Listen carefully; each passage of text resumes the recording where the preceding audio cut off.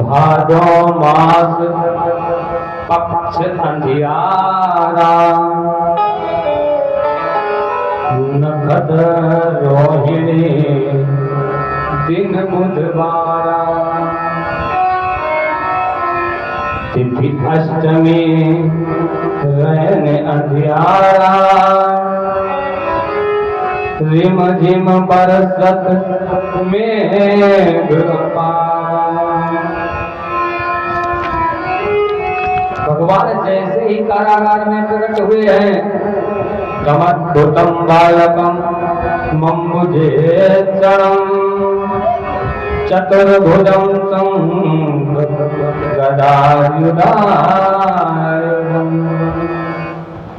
क्रम से शंख चक्र गदा और पद्म धारण किए हुए हैं। देवताओं ने भगवान की स्तुति की है। पुरुष सूक्त के द्वारा 16 मंत्रों के द्वारा देवताओं ने आज भगवान की स्तुति की। अच्छा, ये 16 की जो संख्या है ये बड़ी अद्भुत है। जब राम जी का जन्म हुआ है, उससे पहले देवताओं ने जो स्तुति की है वो भी 16 लाइनों की है। अच्छा, पूजा भी 16 ही प्रकार की होती है, और जो गोपियां हैं वो भी 16,000 ही हैं। अच्छा, चंद्रमा की कलाएं भी 16 होती हैं, और तिथियां भी 16 होती हैं, श्रृंगार भी 16 प्रकार का होता है। आज वसुदेव जी लेकर चले हैं घन घोर घटा चहुओर घिरे, रिम झिम बूंदियां बरसाए रही, चपला चमके घन बीच जबहि, मन में श्री हरण उपजाए रही, जल कालिंदी को बढ़न लगो, बेपग परसन को आए रही, जब जल थोड़े तक आए गया, कोई लेव की धुनी गुंजार रही। यमुना मैया पाद प्रक्षालन करने के लिए वसुदेव के कंठ तक आ गई। भगवान ने देखा, तुरंत अपना चरण नीचे को लटका दिया है, और जैसे ही चरण कमलों का स्पर्श जल से हुआ कि पाद प्रक्षालन करके यमुना मैया वसुदेव के घुटनों के बराबर हो गई। इस प्रकार से यमुना पार करके नंद भवन में पहुंच गए हैं। यहाँ योग माया के प्रताप से सारे ब्रजवासी खर्राटे बजाकर सो रहे हैं। तब नंद राय के घर जाकर लाला को तुरंत सुलाया है। माया की कन्या सोती थी, फिर उसको तुरंत उठाया है। भगवान को तो यशोदा जी के पास लेटा दिया, और जो कन्या लेती हुई थी वसुदेव जी उसको लेकर आए हैं। कहते जैसे ही आए हैं हाथ कड़ी बेड़ी फिर पड़ गई। देखिए, इससे साफ सिद्धांत है कि भगवान आते हैं तब हमारे बंधन खुल जाते हैं, लेकिन जब माया आती है हम लोग माया में बंध जाते हैं तो हथकड़ी बेड़ी पड़ जाते हैं।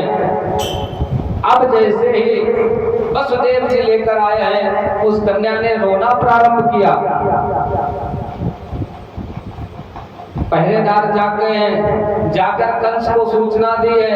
कंस भाग कर आया है और उस कन्या को पकड़कर जैसे ही एक शिला पर पटकना चाहे कि वो कन्या आकाश में जाकर अष्टभुजी हो गई। कहने लगी, हे कंस, अरे मूर्ख, तू मुझे क्या मारेगा? किम मया हतया मंद जाता खलदमान सुकृता। हे मूर्ख, तू मुझे क्या मारना चाहता है? तुझे मारने वाला तो पैदा हो चुका है। कंस बुरी तरह घबरा गया, अपनी बहन देवकी के ही चरणों में गिर पड़ा।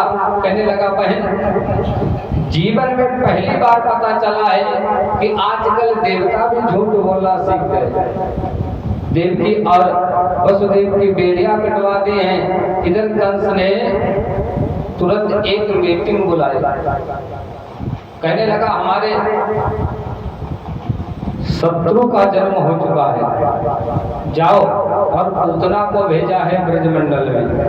अच्छा, एक कन्या जो थी अष्टभुजी, ये कहाँ गई है? तो दुर्गा सप्तशती में आता है, 11वें अध्याय के श्लोक नंबर 42 में।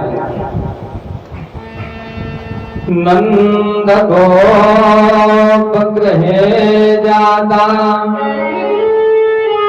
यशोदा गर्भ संभवा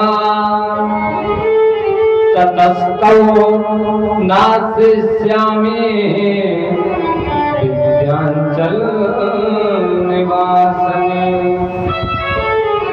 यही माता विद्यांचल वासिनी कहलाती हैं, जो कि इलाहाबाद और बनारस के बीच में एक जिला पड़ता है मिर्जापुर, वहीं पर इन माता का स्थान है।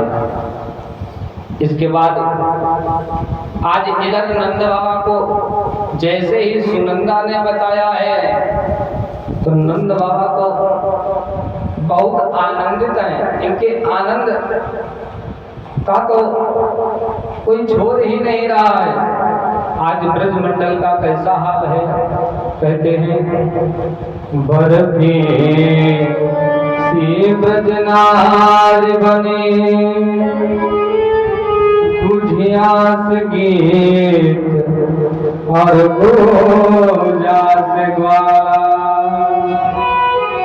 पेड़ास प्यारे बने बलदेव जी,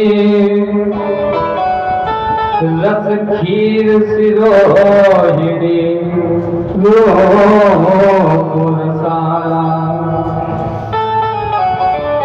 नंद महीप बने नमकीन, गोकुल का सब गरम मसाला,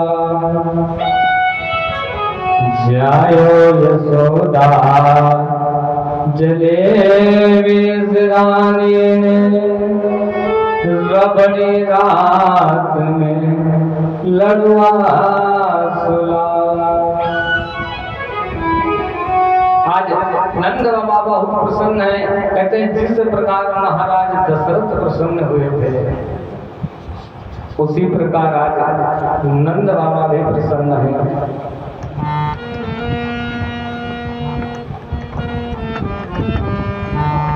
दशरथ गोत्र